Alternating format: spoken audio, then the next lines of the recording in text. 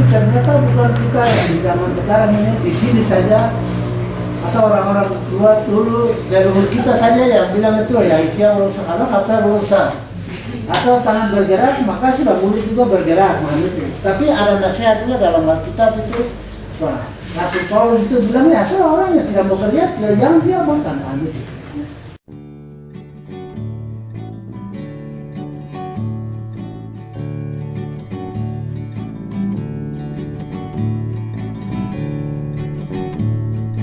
Niambali ingunga Niambali ingunga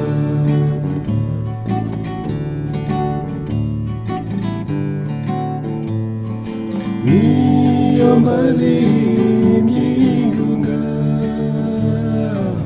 Mumi ame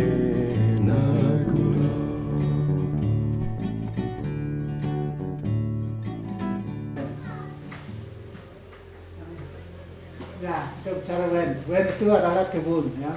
Jadi wen merupakan satu falsafah atau pandangan hidup bagi masyarakat adat di wilayah Lapago.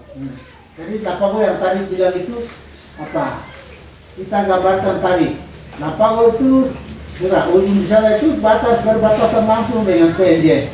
Di sana itu sudah langsung dengan Paniai. Di sana langsung dengan Mimika. Di sana langsung dengan wilayah adat Tabi. Itu di mana? Tadi, ya Jayapura, kita bilang Lapago, itu sana bilang Tadi. Dia sana itu bilang itu apa suku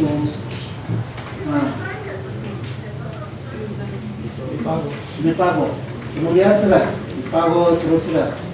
Kalau kita sana Lima, Nailiri, jadi kita itu sudah berbatasan langsung dengan Paniai, dengan Jayapura, dengan PRJ, dengan Timika. Sudah, kita ini wilayah Lapago. Sudah, itu yang kita ini buat ini.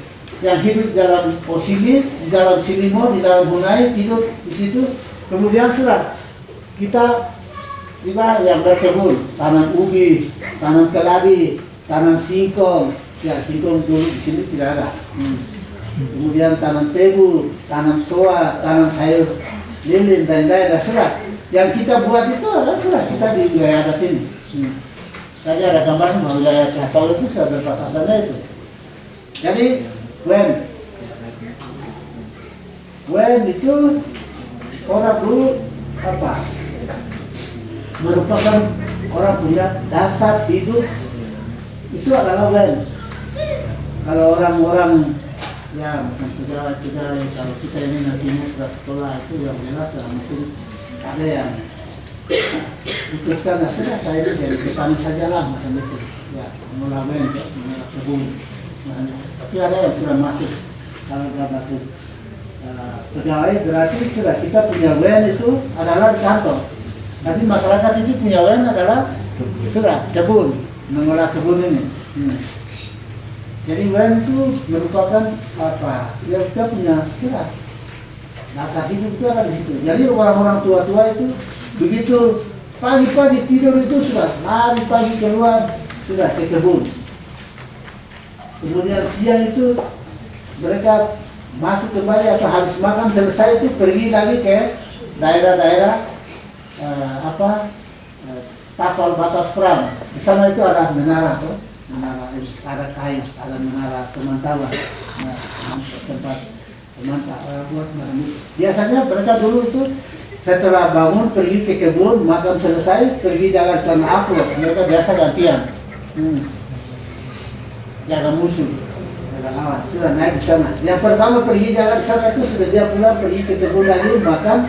Sudah yang selesai bikin kebun makan selesai dia pergi itu sudah dia jaga. Kemudian ada yang pergi siang hari, yang pergi tadi itu kembali lagi mereka itu.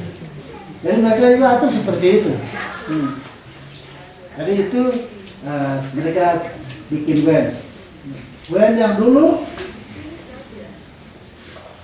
orang buat itu dalam satu komunitas, misalnya di Piket sini, mereka punya kebun, bisa lihat saja bekas-bekas kebun. Daerah ini di dekat-dekat ini. Nah, dekat-dekat sini sudah mereka punya tempat. Di sini sebenarnya dulu bukan kebun, mereka punya kebun di sana. di Kabok sini. Di sini sebenarnya dulu itu tempat apa namanya itu, di sini namanya Musumo sebenarnya tempat ini.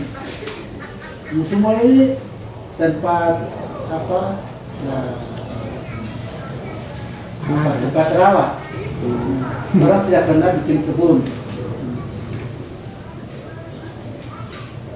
Tempat rawa seperti yang Mas Arma di pinggir-pinggir itu sudah yang sebagiannya kita lihat sampai dengan di jalan sini. Baru setelah itu baru mereka buka di sini kebun. Jadi di dalam masing-masing komunitas itu membangun satu kebun yang besar, yang luas Muhammad itu. Lalu sudah mereka buat itu. Lalu mereka duduk kerja. Tidak pernah mereka lupa itu bahwa mereka kerja sama-sama. Mereka kerja gotong royong. Lalu di situ kalau orang tidak kerja, sudah mereka menasihati orang lain dengan orang bilang itu apa namanya itu. Bahasa di sini bilang pikir kalau apa yang rusak. Kalau kita terjemahkan, bagaimana itu? Ibu guru sulah terjemahkan. Ya, tangan bergerak. Ya, tangan bergerak. Kalau tidak bikin kebun, bagaimana mau makan? Nah, itu yang kata itu bukan baru muncul sekarang karena orang sudah maju terus modern dan orang buat itu, tapi itu sudah dari leluhur di sana itu sudah kata itu sudah ada. Sudah ada, wah itu sudah kalau tangan bergerak ya mulut bergerak. Kalau mau makan ya sudah harus kerja, nah itu. Sehingga mungkin kata itu membuat orang lain itu rata-rata semua itu tidak ada yang tidak bikin kebun. Semua kebun. Kita sama-sama atau sendiri-sendiri tapi sudah semua bikin kebun. Lalu biasanya itu jawaban legenda yang besar mahal itu. Satu orang itu mungkin sudah dari sini di sekitar sini sendiri. Mungkin di bawah sana di sekitar kantor itu mungkin ada satu orang. Di bawah sana satu orang. Jadi sudah bikin kebun besar-besaran. Ya. Jadi orang merasa senang merasa bahagia kalau ada kebun. Orang kalau ada kebun bisa makan, bisa piara babi dan babi besar. Dulu kalau kita bandingkan orang piara babi, dulu itu mungkin karena apa? Kepiri besar-besar itu kan babi juga besar-besar. Kepiri itu waktu misionaris pertama, waktu di Korea. Dia mengukur hepiri yang sudah menimbang, hepiri yang besar itu satu sendiri dia bawa datang. Kalau dia sudah timbang itu hepiri itu satu buah itu saja sudah 4 kilo. Dulu. Tapi sekarang, wah kita kerja juga tapi hepirinya besar-besarnya sudah tidak ada. Sehingga menurut orang-orang tua-tua itu bilang bahwa ini besar-besar ini tidak ada karena ini kita yang besar-besar yang sebenarnya tidak boleh kita gali. Tapi sudah orang kali lagi pergi taruh di meja sana, orang pergi jual pamer mahal itu. Sehingga mungkin sang pemberi itu tidak suka kalau kita makan makanan yang sebenarnya dulu itu pemberian Tuhan yang orang tidak boleh buat sembarang seperti itu. Jadi kalau dulu orang-orang tua lihat itu ada ubi, bikin kebun besar itu ada ubi besar sekali, satu timbun itu sudah antero satu timbunan itu ada satu buah itu besar sekali. Orang tidak gali, orang tutup saja, rumput itu kembali di situ sudah dia tumbuh sendiri dan busuk sendiri. Kenapa orang tidak gali? Bukan orang takut, tapi orang bilang aduh ini paling besar ini sebab kita kasih kepada yang punya, kepada yang memberikan. Sudah, biar saja sudah, ini dia punya, malah dikasih sampai dia busuk di situ. Yang orang tidak gali. Dia pernah cerita juga bahwa saya buat seperti ini. Orang diamkan saja. Jadi seperti itu. Kalau itu yang apa? Jadi orang bilang sudah, kalau orang tidak mau kerja ya tidak usah makan. Di situ juga ada Santo Paulus, Rasul Paulus itu dia ada bilang tuh di dalam apa namanya itu 2 Tesalonika bab 10 bab 3 ayat 10 bisa lihat di situ. Ada yang kalau kita di situ mungkin bisa dilihat. Tesalonika. 2 Tesalonika bab 3 ayat 10. 10. Saya baca Bapak. Kamu boleh baca. Bapak Ibu Guru, saya bacakan 2 Tesalonika ayat bab 3 bagian 10. Begini bunyinya. Sebab juga waktu kami berada di antara kamu, kami memberi peringatan ini kepada kamu. Jika seorang tidak mau bekerja, janganlah ia makan.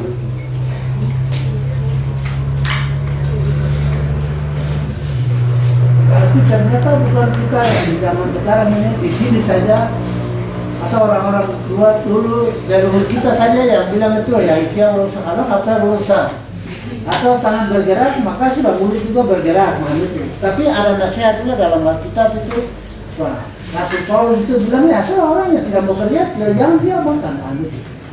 Tidak usah dia makan, kasih tinggal saja.